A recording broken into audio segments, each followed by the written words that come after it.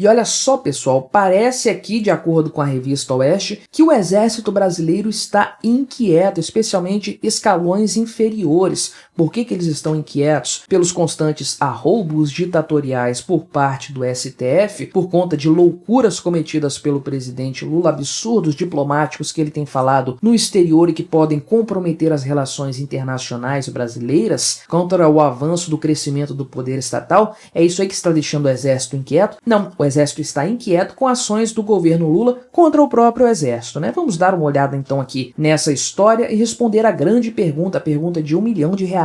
Será que agora chegou a vez do exército? Será que chegou a hora do exército? Eu já adianto para vocês a resposta. A resposta é não. Não mudou absolutamente nada. Vamos dar uma olhada então aqui nessa história, ver quais são os motivos apontados pela revista Oeste para essa suposta revolta de alguns militares aí de parte do exército. Não se esqueça, deixe o seu like e o seu comentário aqui neste vídeo. Se inscreva no meu canal se você ainda não for inscrito. Se você quiser colaborar financeiramente com o meu trabalho, você pode ajudar esporadicamente clicando aí no botão Valeu Demais, colaborando com qualquer valor. Não vai te fazer falta, mas vai me ajudar bastante, pode ter certeza disso, né? Então o grande ponto dessa história foi a prisão recentemente de alguns membros do exército, dentre outras pessoas, naquela operação que visava aí atingir o presidente Bolsonaro, aquele papo chato de cartão de vacina e tudo mais. E aí o coronel aqui, o tenente-coronel, aliás, do exército, Mauro Cid, que foi ajudante de ordens aí do presidente Bolsonaro na época, né?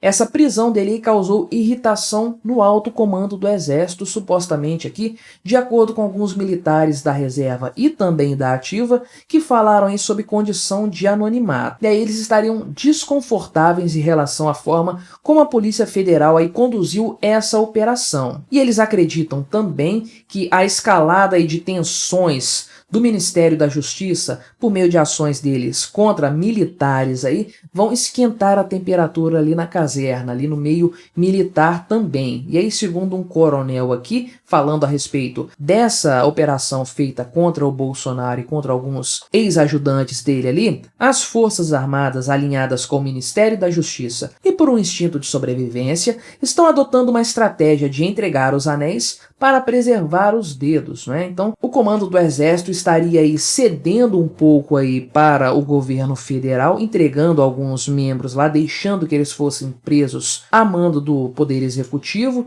justamente para se preservar aí o tal do instinto de sobrevivência que eles falaram aí. Lembrando que além do Mauro Cid, que é o tenente-coronel e ex-ajudante de ordens do Bolsonaro, também foram presos aqui um major do exército, aliás, ex-major do exército, Ailton Gonçalves Moraes Barros, e um policial militar aqui, Max Guilherme. Então, tivemos prisões de militares, sejam do exército, seja das polícias militares também, não é? E aí, supostamente, alguns dos incomodados aí, dos oficiais que estão incomodados com a ação do governo petista, inclui também oficiais que estão alinhados ao Lula, né, ao governo do PT, e que não são poucos, diga-se de passagem. E aí eles avaliam então que o Ministério da Justiça e a Polícia Federal desrespeitaram o Estatuto dos Militares, né? E aí, de acordo com o artigo 74 desse estatuto aí, somente em caso de flagrante delito, né, o militar pode ser preso por uma autoridade policial, sendo que essa autoridade fica obrigada então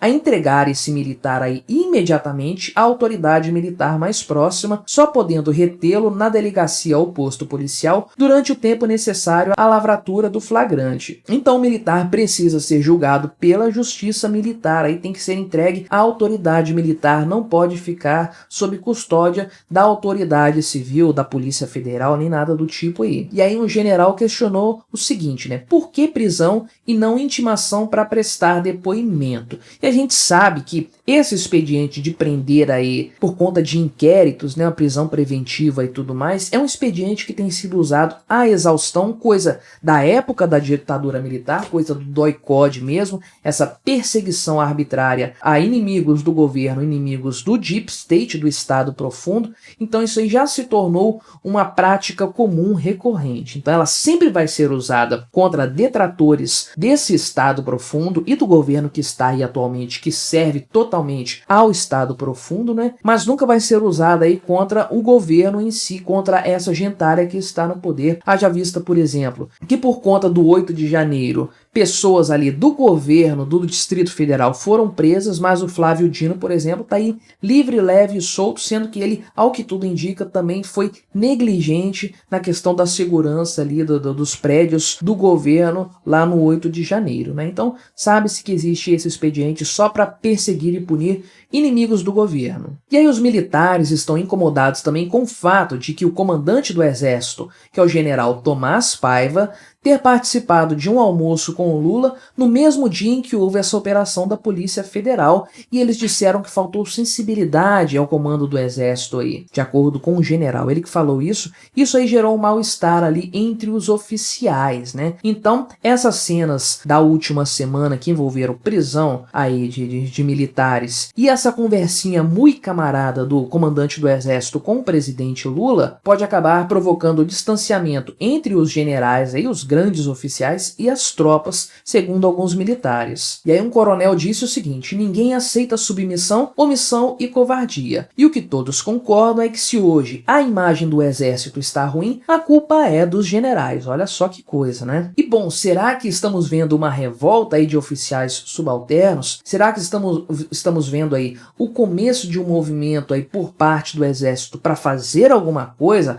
para tomar o poder, para derrubar o Lula, colocar um pouco de ordem na casa, prender os membros do STF, etc e tal? Naturalmente não estamos vendo nada disso e não veremos nada disso.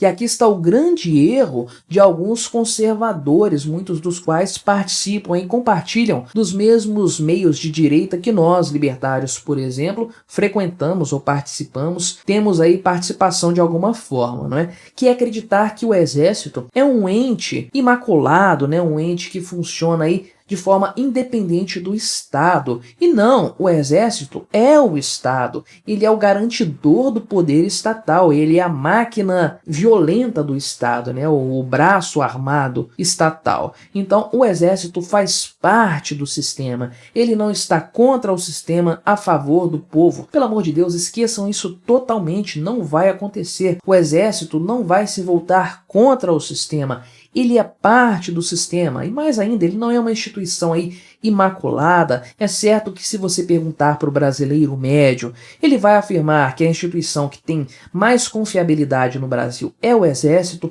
o povo gosta do Exército no final das contas, confia muito nos militares e tudo mais, mas o fato é que o Exército, como qualquer outra repartição pública, está cheio ali de corrupção, está cheio de politicagem, jogadas ali, promoções que são baseadas apenas em interesses políticos e não por mérito, não por competência dos promovidos, indicações que atendem a critérios puramente políticos e não critérios técnicos, corrupção e licitações, enfim, tudo que você veria numa secretaria, no ministério, num órgão público, numa prefeitura, você vê no Exército também. Você acha que os caras que estão lá no topo chegaram nessa posição por puro mérito, pura competência, ou tem interesses políticos nisso aí também? Isso se aplica a polícias militares também, por exemplo. Enfim, trata-se de politicagem, de jogada política. Esse sistema do Exército, das Forças Armadas, apenas reflete aquilo que o Estado é. Tudo que funciona, tudo que acontece num órgão estatal, numa autarquia, numa repartição pública, acontece no Exército também. Ele é apenas um reflexo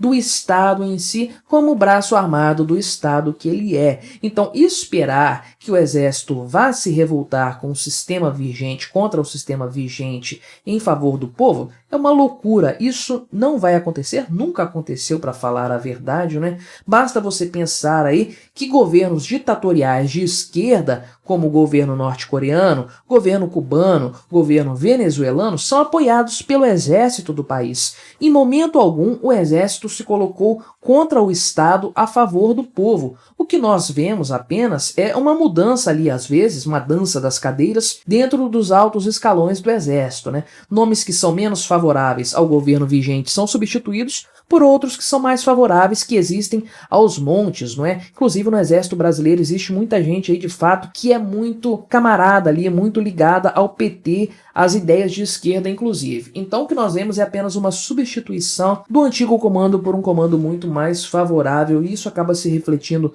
nos escalões inferiores. No fim das contas, o que nós temos são oficiais que estão no topo e querem estar perto do poder para desfrutar de mais privilégios, mais benefícios, e o que nós temos abaixo disso aí são oficiais subalternos, oficiais mesmo de patentes maiores, coronéis, tenentes-coronéis, generais de patamares inferiores aí, de menos estrelas, que querem chegar no primeiro escalão. Então, no final das contas, trata-se de um grande jogo de interesses. Os que estão em cima querem permanecer lá e querem ficar coladinhos ali com o presidente da República, com o STF e tudo mais para desfrutar de privilégios, e os que estão abaixo querem galgar degraus para chegar nesse patamar aí. É o que acontece nas Forças Armadas, desde lá de baixo, desde lá o cabo, o sargento, os tenentes, até chegar aí nos generais de 4 estrelas também. Então trata-se de uma instituição estatal que está cooptada pelo Estado da mesma forma que qualquer outra instituição e que age sob as mesmas regras, os mesmos incentivos. Ganha quem se corrompe mais, quem está mais sujeito a negociações ali, a negociadas, a acordos feitos por baixo dos panos, e principalmente aqueles que estão dispostos a fazer laços aí de camaradagem, de amizade com entidades estatais que estão fora da sua própria bolha ali, no caso, fora do Exército, fora das Forças Armadas.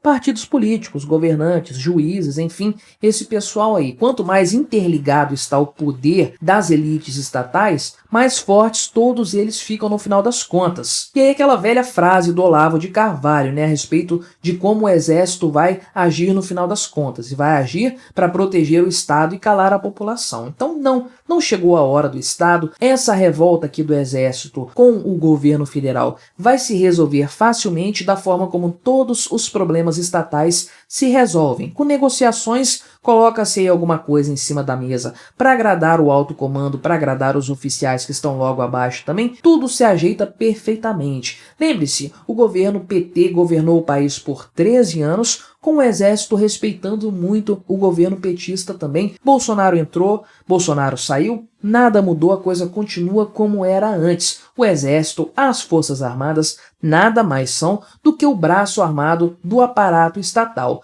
Acreditar que o exército vai agir contra o Estado de alguma forma para limitar o poder do Estado, bater de frente contra o Lula, contra o Flávio Dino, contra o STF, é ser muito ingênuo. Esses poderes, esses entes estatais existem apenas para, de forma interligada, eles colaborarem uns com os outros aí na manutenção do próprio poder. Mas aí você discorda de mim? Você acha que o exército agora vai agir, agora vai ajudar a população brasileira? Colabore com o nosso debate, deixe aí embaixo o seu comentário, se inscreva no meu canal se você ainda não for inscrito e até a próxima.